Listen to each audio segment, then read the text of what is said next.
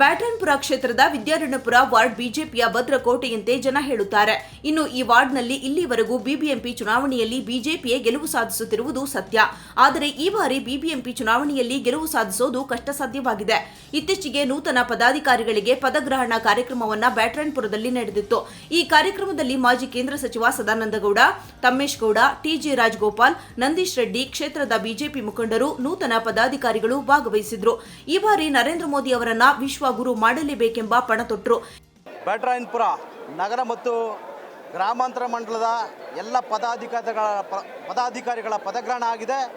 ಇವತ್ತಿನಿಂದ ನರೇಂದ್ರ ಮೋದಿಯವರ ಸಂಕಲ್ಪವನ್ನು, ವಿಕಸಿತ ಭಾರತ ಒಂದು ಸಂಕಲ್ಪವನ್ನು ಈಡೇರಿಸಲು ಎಲ್ಲ ನಮ್ಮ ಪದಾಧಿಕಾರಿಗಳು ಇವತ್ತು ಸಜ್ಜಾಗಿದ್ದಾರೆ.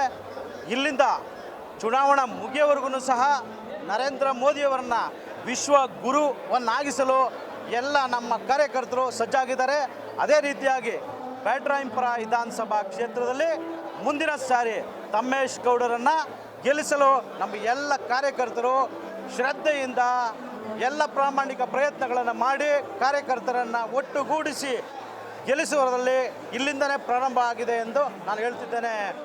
ಈ ಬಾರಿ ದೇಶದಲ್ಲಿ ಬಿಜೆಪಿಯೇ ಗೆಲುವು ಸಾಧಿಸಬೇಕೆಂದು ವಿಜಯ ಸಂಕಲ್ಪ ಪ್ರತಿಜ್ಞೆಯನ್ನು ಎಲ್ಲ ಮುಖಂಡರು, ಕಾರ್ಯಕರ್ತರು ಮಾಡಿದ್ರು.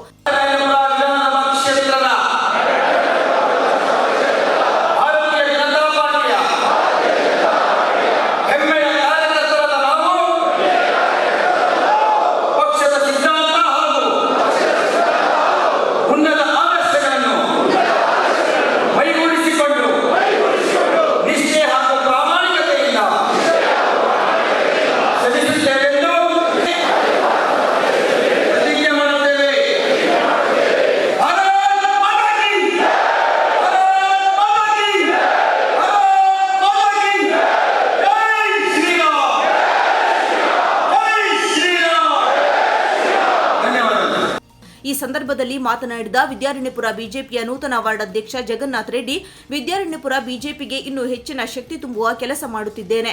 ಮುಂದಿನ ವಿಧಾನಸಭಾ ಚುನಾವಣೆಯಲ್ಲಿ ತಮ್ಮೇಶ್ ಗೌಡರ ಗೆಲುವಿಗೆ ಪಣ ತೊಡುತ್ತೇನೆ ಎಂದು ಹೇಳಿದರು. ನಾನು ಜಗನ್ನಾಥ್ ರೆಡ್ಡಿ ಎಂಎಚ್. ನಾನು ಈಗ ವಿದ್ಯಾರಣ್ಯಪುರ ವಾರ್ಡ್ನ